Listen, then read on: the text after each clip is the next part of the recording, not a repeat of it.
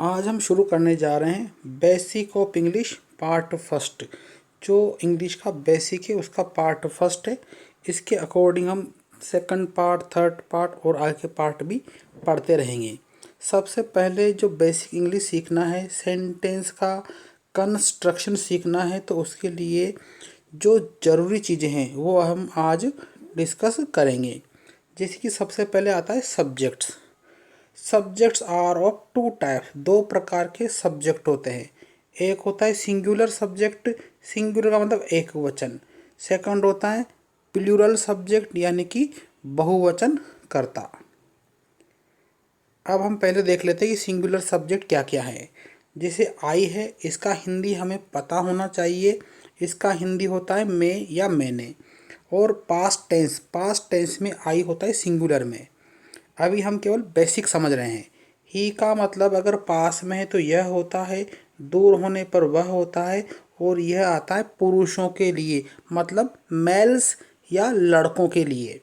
She का हिंदी भी होता है यह और वह। पास है तो यह, दूर होने पर वह, और ये आता है फीमेल्स, महिलाओं के लिए। तो दोनों का हिंदी सेम है, लेकिन जो डिफरेंस है वो महिला और पुरुष के अनुसार किया जाता है। अब हम अगला देखते हैं। इट, इसका हिंदी भी यह या वह होता है।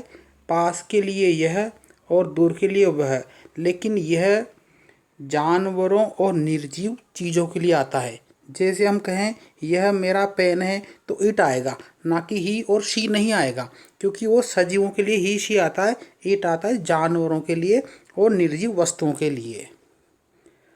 नेक्स्ट देखते हैं हम नेम एंड नाउन। कुछ नाम होते हैं, एक नाम होगा तो एक वचन, और कुछ नाउन, कुछ संज्ञा होती हैं जो एक वचन होती हैं। होती बहुत सारी हैं, यहाँ एग्जाम्पल के रूप में हम उनको समझेंगे। जैसे राम है, सीता है, ये एक वचन नेम है। और जैसे बॉय है, गर्ल है, मैन है, वुमन है, चाइल्ड है, ऑक्स है, ये भी एक वचन है। तो इस तरह के एक वचन नाम है या कोई संज्ञा है तो वो एक वचन होते हैं। इसके अलावा इसका एक और बेसिक है दिस। इसका हिंदी अर्थ यह होता है, और जो पास में हो, और जो सिंगुलर सब्जेक्ट के लिए दिस आता है। यह भी जानवरों और निर्जीव चीज़ों के लिए आता है। जैसे हमें कहना हो यह मेरा पेन है तो दिस इज माई पेन, या फिर इट इज़ माई पेन। लेकिन यहाँ पर ही और शी नहीं आएगा, क्योंकि वो महिला और पुरुष के लिए आता है। डेट का हिंदी होता है वह जो दूर हो, और यह भी आता है सिंगुलर सब्जेक्ट्स के लिए, और यह भी जानवरों और निर्जीव चीज़ों के लिए आता है। लेकिन यहाँ पर ही और शी के अनुसार इसका उपयोग नहीं किया जाएगा, निर्जीवों के लिए आएगा। अगला है प्लूरल सब्जेक्ट्स। जो आई है इसका हिंदी यहाँ भी मैं और मैंने होता है। ऊपर हमने पढ़ा था पास्ट टेंस होगा तो आई रहेगा सिंगुलर, लेकिन प्रेजेंट और फ्यूचर टेंस में आई होता है प्लूरल। वी का हिंदी होता है हम और हमने। यू का हिंदी होता है आप और आपने। वैसे यू का हिंदी तुम और तुमने भी होता है, लेकिन हमें सभी को सम्मानपूर्वक बोलना चाहिए, चाहे वो छोटा हो उम्र में या बड़ा ही क्यों ना हो। दे, इसका हिंदी होता है ये और वे। पास में है तो हम ये बोलते हैं, और जैसे कि ये बच्चे बैठे हुए हैं, दूर होने पर हम बोलते हैं वे, लेकिन ये प्लूरल सब्जेक्ट में होगा, और ये भी सजीवों के लिए आता है। अगला है हमारा दीज। इसका हिंदी होता है ये, लेकिन ये आता है जो पास में हो, प्लूरल सब्जेक्ट, लेकिन जानवरों और निर्जीव चीज़ों के लिए। तो दे का मतलब भी ये होता है, लेकिन ये आता है, दे आता है सजीवों में, और दीज आता है निर्जीव में। अब दोज, इसका हिंदी वे होता है, तो दे का हिंदी भी वे होता है, लेकिन दे आता है सजीवों में, और दोज आता है जो दूर हो, प्लूरल सब्जेक्ट हो, और जानवरों और निर्जीव चीज़ों के लिए। और ये हमें अंतर होना चाहिए, तभी हम दिस, देट का, दीज, दोज का और दे का सही यूज कर सकते हैं। अगला है नेम्स एंड नाउन्स। कुछ नाम, जो दो नाम एक साथ हो तो वहाँ पर आता है बहुवचन सब्जेक्ट, और जो नाउन है वो भी बहुवचन होते हैं।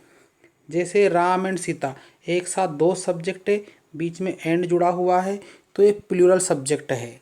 बॉयज़ हैं, गर्ल्स हैं, मैन का प्लूरल होता है MEN, वुमन का होता है WOMEN, तो इसका ये प्लूरल है। ऐसे ही चिल्ड्रन बच्चे होता है और ऑक्सन अधिक बैल होते हैं। तो ये कुछ बहुवचन यहाँ पर बताए गए हैं बस अंतर समझने के लिए, ताकि हम जब सेंटेंस बनाएं तो हमसे कोई नॉर्मल गलती ना हो। अगला देखते हैं हम, इम्पोर्टेंट फॉर बेसिक नॉलेज के लिए यह भी बहुत ज़्यादा इम्पोर्टेंट है। जैसे हमें कहना हो ये मेरा है या ये मेरी चीज़ है, तो मेरा और मेरी का मतलब होगा इंग्लिश में माई, और मुझे दे दो या मुझे के लिए होता है मी। जैसे यह बोलना हो मैं यह हमारा है तो अवर आएगा, और हमें इसके लिए अस आता है इंग्लिश में। अगला है आपका या आपकी, इसका हिंदी अर्थ तुम्हारा या तुम्हारी भी होता है, लेकिन वो बोलने में अच्छा नहीं लगता है, तो योर। तो आपका और आपकी का मतलब होता है योर। यू फर्स्ट पर्सन भी होता है, थर्ड पर्सन भी यू होता है।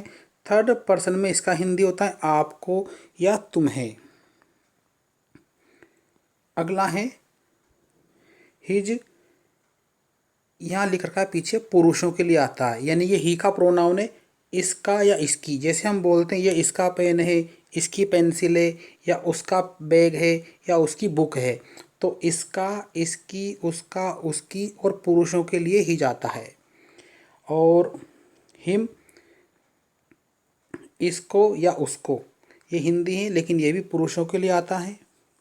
अगला है हर, इसका हिंदी होता है इसको या उसको, और यह आता है महिलाओं के लिए। जैसे उसकी बहन लिखना हो तो आएगा हिज सिस्टर, और उसका भाई लिखना हो तो हर ब्रदर। ये बाकी पूरा जो अंतर है हम सेंटेंस में समझेंगे, लेकिन पहले हमें ये बेसिक नॉलेज होना चाहिए।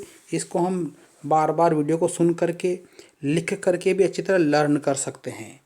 अब आते हैं आपके बेसिक HVs। जो बेसिक HV का मतलब हेल्पिंग वर्ब है उनके बारे में, क्योंकि पहले बेसिक सेंटेंस बनेगा उसके बाद ही आप टेंस के सेंटेंस बना पाएंगे। तो जैसे इज है, इसका हिंदी है होता है, और ये आता है सिंगुलर सब्जेक्ट्स में, और हम ऊपर उनको पढ़ चुके हैं। जो एम है उसका हिंदी हूँ होता है, ओनली आई, केवल आई के साथ एम आता है। और जो आर है उसका अर्थ है होता है, यहाँ है के ऊपर एक बिंदी आएगी छोटी सी, ये होता है, यहाँ पर ये मिस्टेक से सिंगुलर है, लेकिन यहाँ लिखना हमें प्लूरल सब्जेक्ट, इस जगह लिखना हमें प्लूरल सब्जेक्ट।